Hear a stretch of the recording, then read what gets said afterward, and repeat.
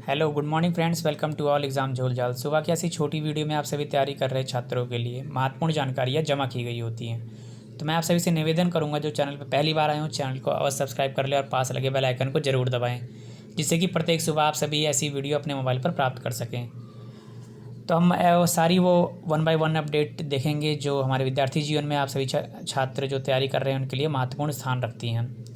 University परीक्षा pattern बदला, हुआ आसान, मई तक चल सकती हैं सारी परीक्षाएं।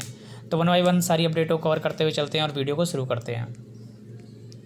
पहली अपडेट यूपीएससी से है। UPSC calendar 2020। यूपीएससी ने बताया स्थगित परीक्षाओं और सिविल सेवा इंटरव्यू का स्टेटस। संघ लोक सेवा आयोग ने कोरोना वायरस लॉकडाउन की स्थिति को ध्यान में रखते हुए बुधवार को यह फैसला लिया कि सभी साक्षात्कार और भर्ती परीक्षाओं की तिथियों समय समय पर समीक्षा की जाएगी। एक विशेष बैठक में यूपीएससी की विभिन्न भर्ती परीक्षाओं, अधिसूचनाओं और इंटरव्यू की नई तारीख पर मंथन किया गया। इस दौरान आयोग की विभिन्न भर्ती परीक्षाओं का स्टेटस भी बताया गया। यूपीएससी सिविल सेवा परीक्षा 2019 के बीच बाकी बचे हुए व्यक्तिगत इंटरव्यू की तिथि के बारे में नई सिरे से फैसला 3 मई 2020 को आएगा। जी हाँ, जो भी बच्चे इन सब की तैयारी कर रहे थे अब उनके लिए देखना होगा कि 3 मई को क्या इनकी स्टेटस रहेगा और कब दोबारा इंटरव्यू और सामान्य कामकाज शुरू हो पाएगा। सिविल सेवा 2020 प्रारंभिक, इंजीनियरिंग सेवा मुख्य और भूवैज्ञानिक सेवा मुख्य परीक्षाओं की तिथियां पहले ही घोषित हो चुकी थी। नई परिस्थितियों में जरूरी होने पर ही इन परीक्षाओं की तिथियों में किसी प्रकार भी किस्म के रीशेड्यूलिंग की सूचना संघ लोक सेवा आयोग की वेबसाइट पर दी जाएगी। तो 2020 का जो भी प्रारंभिक परीक्षा थी उसमें अगर किसी प्रकार का बदलाव होता है तो इसका जो है आधिकारिक नोटिस संघ लोक सेवा आयोग की वेबसाइट पर जल्दी आएगा। दूसरी अपडेट की तरफ आगे बढ़ते हैं। विश्वविद्यालय परीक्षा लॉकडाउन के बाद 3 पालियों में, डॉक्टर दिनेश शर्मा। उप मुख्यमंत्री डॉक्टर दिनेश शर्मा ने विश्वविद्यालयों की बची हुई परीक्षा कराने के संबंध में निर्देश दिए हैं। उन्होंने कहा कि प्रश्न पत्र की अवधि 3 घंटे के स्थान पर 2 घंटे कराने और रोजाना 2 पालियों के स्थान पर 3 पालियों में परीक्षा कराने पर विचार किया जा रहा है। तो आप सभी देख सकते हैं कि जो 3 घंटे का पेपर होता था हमारे स्नातक में की परीक्षाओं में, अब वो 2 घंटे का हो जाएगा। और जहाँ तक नॉर्मली 2 पालियाँ होती थी परीक्षा की, अब वो 3 पालियों में कराने की संभावना हो रही है। डॉक्टर शर्मा बुधवार को उच्च शिक्षा विभाग के अधिकारियों के साथ बैठक कर रहे थे। उन्होंने कहा कि सेमेस्टर परीक्षाओं के साथ ही अवशेष वार्षिक परीक्षाएं भी कराई जाएंगी और आवश्यकता होने पर परीक्षा केंद्रों की संख्या बढ़ा दी जाए। इन परीक्षाओं का आयोजन लॉकडाउन खत्म होने के बाद न्यूनतम अवधि में अवकाश आदि के दिनों में भी उपयोग करते हुए कराया जाए। तो आप सभी ये मान लीजिए कि जैसे ही लॉकडाउन ख़त्म होता है तो आपकी जो बाकी बची परीक्षाएं वो त्वरित रूप से होंगी और 2-3 घंटे के बजाय 2 घंटे में ली जाएंगी आपकी परीक्षा, और एक दिन में 2 पालियों की बजाय 3 पालियों में कराई जाएगी। क्योंकि जो भी प्रकार की जितनी भी परीक्षाएं बची हुई हैं और इनका समय सीमा पूरी हो चुकी है, तो इसी को ध्यान में रखते हुए इसको जल्द से जल्द समाप्त करने की तैयारी की जा रही है। एसएससी सीएचएसएल यूएफएम नियम बदला, शिकायतों पर एसएससी ने दिया जवाब, उठाए ये कदम। कर्मचारी चयन आयोग एसएससी ने सीएचएसएल अनफेयर मीन्स नियम को लेकर स्पष्टीकरण दिया है। साथ ही एसएससी ने आयोग करार दिए गए उम्मीदवारों की शिकायत की जांच करने के लिए विशेषज्ञों की एक समिति गठन करने का निर्णय लिया है। नोटिस में आयोग ने सिर्फ अभ्यर्थियों की उम्मीदवारी रद्द करने का कारण बताया है, बल्कि परीक्षा में बैठने वाले और पास होने वालों का आंकड़ा भी बताया है। एसएससी के नोटिस के मुताबिक एसएससी सीएचएसएल टीयर 2 परीक्षा के लिए 45,101 उम्मीदवार शॉर्टलिस्ट किए गए थे। 36,112 उम्मीदवार परीक्षा में बैठे थे। अब देखिए इस चीज़ का हमारे चैनल ने आपको बहुत पहले ही बता दिया था कि अनफेयर मीन क्या था। आज मैं दोबारा आपको शॉर्ट में बता देता हूँ। अनफेयर मीन में वो छात्र फंस गए थे जिन्होंने सीएचएसएल टीयर 2 का एग्ज़ाम दिया था और वो लगभग उनके परीक्षा अच्छी गई थी और वो फेल हो गए इन द सेंस कि उन्हें परीक्षा से बाहर कर दिया है।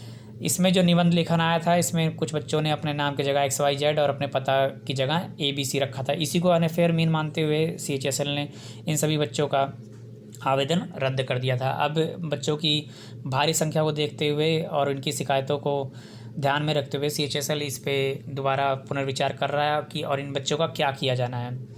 अब ऐसे में देखना होगा CHSL इन बच्चों के लिए क्या राहत भरी खबर लाता है, क्या इनका आवेदन स्वीकार किया जाएगा और इनका जो आवेदन रद्द हुआ था उसको हटाया जाएगा। बिना परीक्षा प्रमोट करने के प्रस्ताव पर घमासान। आटा ने अन्य पदाधिकारियों और सदस्यों ने अध्यक्ष के प्रस्ताव पर जताया विरोध। अध्यक्ष ने कहा यह उनका व्यक्तिगत विचार। देखिए, जो इलाहाबाद विश्वविद्यालय है वहाँ पर उनके अध्यक्ष ने ये कहा था कि जो बच्चे फर्स्ट ईयर और सेकंड ईयर में हैं उनको जो है नेक्स्ट ईयर के लिए प्रमोट कर दिया जाए, लेकिन इस पर अभी घमासान छिड़ा हुआ है। अब देखना ये होगा कि क्या ये बच्चों को प्रमोट बिना परीक्षा के ही कर दिया जाता है, इस पर भी फैसला आना बाकी है। जैसी भी अपडेट रहेगी आपको हमारे चैनल से समय समय पर मिलती रहेगी। CBSE प्रतियोगी परीक्षाओं पर आधारित पढ़ाई। बोर्ड ने परीक्षा पैटर्न में किया बदलाव, रटने की आदत से मिलेगी अब मुक्ति। जी हाँ, जैसा आप सभी को पता है कि 10वीं 12वीं के बाद अधिकतर बच्चे कंपटीशन की तैयारी में लग जाते हैं, लेकिन उनके स्कूली शिक्षा में ऐसा किसी प्रकार का ज्ञान या उन्हें समझ डेवलप नहीं कराई जाती है, ना ही कोई ऐसी स्किल डेवलप कराई जाती है कि जो आसानी से कंपटीशन वाले एग्ज़ामों को क्रैक कर सकें। इसी को देखते हुए अब CBSE ने ये कदम उठाया है। केंद्रीय माध्यमिक शिक्षा बोर्ड ने स्कूल में पढ़ाई के साथ ही सवालों के तरीके में भी बदलाव किया गया। बच्चों की पढ़ाई सिर्फ स्कूल के अंक और ग्रेड तक सीमित ना रहे, विषयों पर भी बच्चों की पकड़ हो, इसलिए पढ़ाई के साथ परीक्षा पैटर्न में भी बदलाव है। CBSE ने नए सत्र के लिए प्रतियोगी परीक्षाओं पर आधारित असेसमेंट लागू किया है। इसमें अलग अलग कक्षा के हिसाब से छात्राओं का असेसमेंट किया जाएगा। इसके तहत छात्रों की पढ़ाई के साथ उनके आउट ऑफ क्लास परफॉर्मेंस पे भी आकलन होगा। बोर्ड की ओर से यह बदलाव छात्रों की रचनात्मकता बढ़ाने और उनमें तार्किक सोच विकसित करने के लिए किया गया है। तो ये एक अच्छी पहल है, बच्चों को इससे आगे कंपटीशन में अच्छा खासा फ़र्क दिखाई पड़ेगा और उन्हें इसका लाभ जरूर मिलेगा। मई तक चल सकती हैं परीक्षाएं। लॉकडाउन बढ़ने से 3 मई तक इलाहाबाद केंद्रीय विश्वविद्यालय की मुख्य परीक्षा टल गई है। यदि लॉकडाउन बढ़ा तो इलाहाबाद विश्वविद्यालय प्रशासन ऑनलाइन मोड से परीक्षा ले सकता है। विश्वविद्यालय अनुदान आयोग UGC इसकी तैयारी करा रहा है। परीक्षा नियंत्रक प्रोफेसर रामेंद्र कुमार सिंह ने ऑनलाइन परीक्षा के संदर्भ में बताया कि UGC की बनाई कमेटी अभी इस पर काम कर रही है, उसकी रिपोर्ट के आधार पर विश्वविद्यालय फैसला लेगा। जी हाँ, अगर UGC की कमेटी ये प्रस्ताव दे देती है कि इन बच्चों से जो यूनिवर्सिटी में बच्चे पढ़ रहे हैं उनका जो परीक्षा ऑनलाइन मोड से कराई जाए, तो इलाहाबाद इसको कराने के लिए मान सकता है और इन सभी बच्चों का ऑनलाइन मोड से परीक्षा ली जा सकती है। अब कुछ कोरोना से के लिए कुछ महत्वपूर्ण अपडेट है, इसको जान लेते हैं।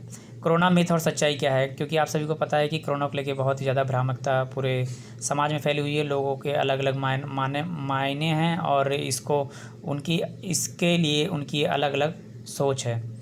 तो इसी को देखते हुए थोड़ी सी ये महत्वपूर्ण अपडेट है, हम सभी को जानना बहुत आवश्यक है। इन दिनों कोरोना वायरस को लेकर कई तरह के मिथक प्रचलित हो रहे हैं। इनमें लेकर आम लोग को काफ़ी भ्रम की स्थिति पैदा हो रही है। क्या है इन मिथकों की सच्चाई, इसके बारे में जानते हैं। देखिए, पहला क्या, 3 मिथक इसमें बताए गए हैं। पहला क्या है, संक्रमित गर्भवती महिला के लिए जल्दी डिलीवरी सही। यह एक मिथक है, लेकिन हकीकत क्या है, इसमें हकीकत ऐसा कुछ भी नहीं है। WHO की सलाह है कि अगर गर्भवती स्त्री संक्रमित है तो वह ऑपरेशन से डिलीवरी होगी और होनी चाहिए, ऑपरेशन के थ्रू डिलीवरी होनी चाहिए।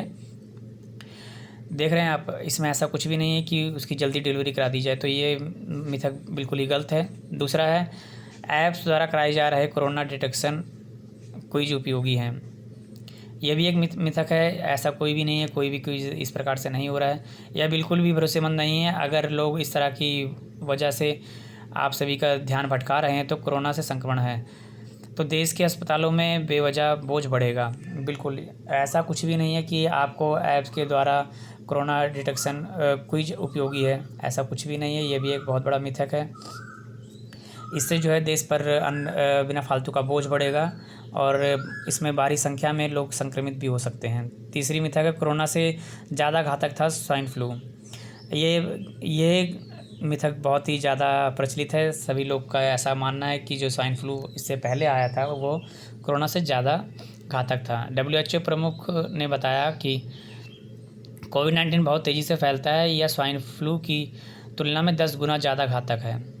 देखिए, यहाँ पे साफ साफ कर दिया गया है कि ऐसा कोई मिथक नहीं है कि स्वाइन फ्लू इससे कमज़ोर था, बल्कि ये कोरोना वायरस इससे ज़्यादा कहीं घातक है और ये स्वाइन फ्लू से 10 गुना तेज़ी से फैल रहा है। जैसा आप सभी को पता ही है कि लगभग पूरे वर्ल्ड में इनकी संख्या रोज़ बरोज़ बहुत तेज़ी से बढ़ती ही जा रही है।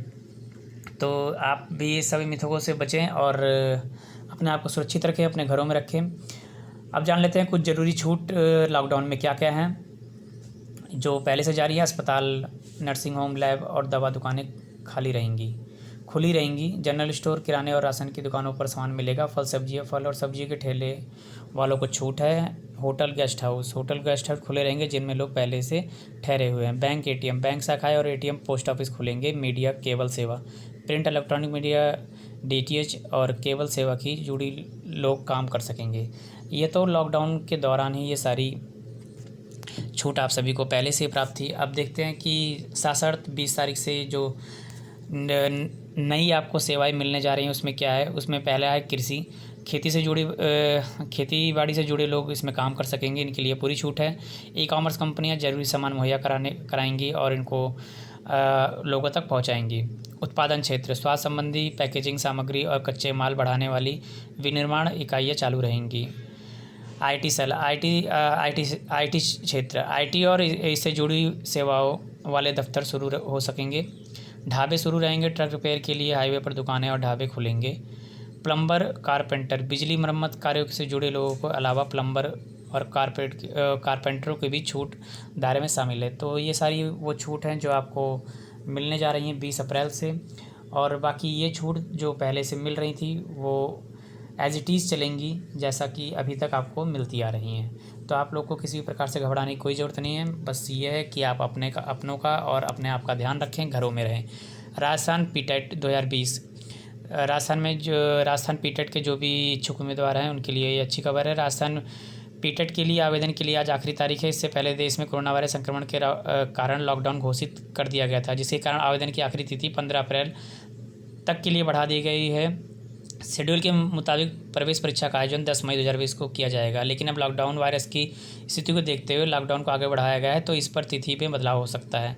जी हाँ, बिल्कुल तिथि में बदलाव होना 100% तय है, क्योंकि लॉकडाउन आगे बढ़ चुका है। अब जो 10 मई को परीक्षा होनी थी वो शायद नहीं हो पाएगी।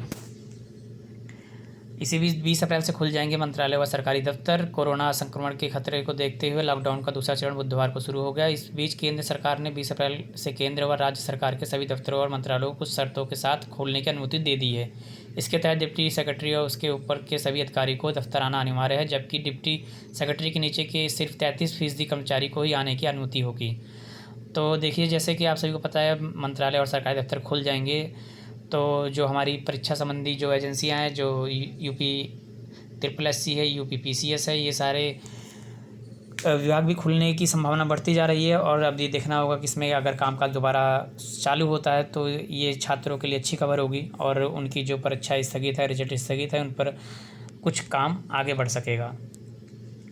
25 से हो सकता है मूल्यांकन। जैसा कि आप सभी को पता है कि यूपी बोर्ड का रिजल्ट रुका हुआ है और इस पर 25 तारीख से मूल्यांकन होने की संभावना जताई जा रही है। यूपी बोर्ड का मूल्यांकन 25 अप्रैल से शुरू कराया जा सकता है। यह भी सभी जिलों में ऑनलाइन शिक्षण की व्यवस्था शुरू की जाए। छात्रों के लिए रचनात्मक गतिविधियों का संचालन भी करें ताकि लॉकडाउन में बच्चे बोर ना हो। यह निर्देश डिप्टी CM दिनेश शर्मा जी ने दिया है।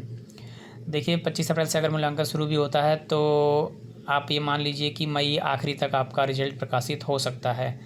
अगर सुचारू रूप से सब कुछ सही रहा तो आपका अप्रैल मई लास्ट तक आपका रिजल्ट आने की संभावना है। ऑनलाइन कक्षाएं शुरू, सरकारी परियोजना अब 20 से होंगी लागू। प्रदेश में उच्च शिक्षा विभाग की ऑनलाइन कक्षाएं शुरू हो गई, जिनमें 75,921 कक्षाएं लगी हैं। वहीं सरकारी परियोजना, सड़क, हाईवे निर्माण व आवासीय प्रोजेक्ट पर 20 अप्रैल से शुरू हो जाएंगे। मुख्यमंत्री योगी आदित्यनाथ ने गृह मंत्रालय के निर्देशों के बाद यह फैसला लिया है। अपर मुख्य सचिव गृह अवनीश अवस्थी ने बताया कि इंजीनियरों और श्रमिकों के स्वास्थ्य परीक्षण व सामाजिक दूरी को सुनिश्चित कराई जाएगी। मजदूरों को कैंपस में रखना होगा, खाने पीने की व्यवस्था भी करनी होगी। तो इस प्रकार से 20 अप्रैल से बहुत सारी चीज़ें अपने थोड़ी बहुत कामकाज के साथ शुरू हो जाएंगे, जिससे कि हमारा आर्थिक जीवन भी सुचारू रूप से चलता रहे और किसी प्रकार की लोगों को कोई कष्ट ना होने पाए। तो आज की हो गई ये सारी अपडेट। आशा करता हूँ आप सभी को पसंद आया होगा वीडियो। चैनल को लाइक शेयर सब्सक्राइब अवश्य करें। पूरा वीडियो सुनने के लिए बहुत बहुत धन्यवाद।